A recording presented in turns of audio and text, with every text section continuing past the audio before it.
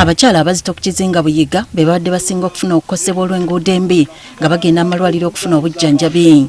Nga enkuba bw'etonnya tusumbuyibwa nnyo ebyensusso ate nga n'obukubo bufunda bw'ogenda okuyisinganya ne munno oluusi osangayo ekikonge ku bbali. Okusinziira ku bakulembeze bulijjo kaba kw'abatuuze bakumanyi naye ng'ebyuma ebikola enguudo tebisobola kutuukayo.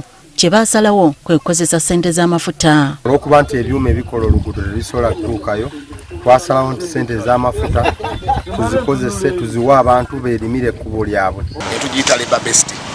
Labour Best abantu baba bakozesa emikono gyabwe gye bakozesa okukolawo oluguudo. Walikoleddwa tractor. Kati olwaleero nga bakulembeddwa mu ssente wa District Martin Sejjemba, Omubaka Hilary Kiyaga wamu n'abalala bakedde kulambula mulimu we gutuuse.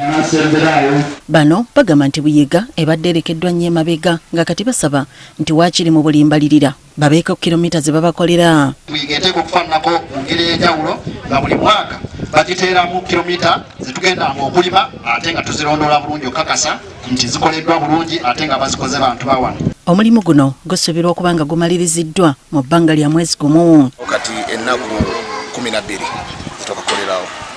Oluguudo lwonna wamu luli kilomita 3. Tumaze okukolako kilomita 1.5. Tusigazaayo kilomita 1.5. Abakulembeze balambudde n'ekizimbe ky'essomero ekyateekebwamu ssente District MPG. Classroom block eteekeddwa okulayika obba ssente zaali ntono ne tuteesa ne tugamba nti ate okukolako okuyiwa slab ate tuteekewo facility esobola okwawuzinga classroom emu abantu nga eri multipurpose ate ne bakulyamu n'ebintu eby'enjawulo. Abatuuze basanyufu olw'enkulaakulana. District awamu n'omubaka batukoledde ekyamaanyi ne tulaba nti tusobola okufuna ki oluguudo luno. Tujja tukolera kubanga ebyamaguzi bijja kutambula bulungi. Ekkubo libadde lituyisa bubi nga bw'oteekako ensawo ya kasooli okunya kugenda otuuka eno ng'eyulise. Buli enguudo lwe zibeera mu mbeera embi mu kitundu kizibu okukulaakulana.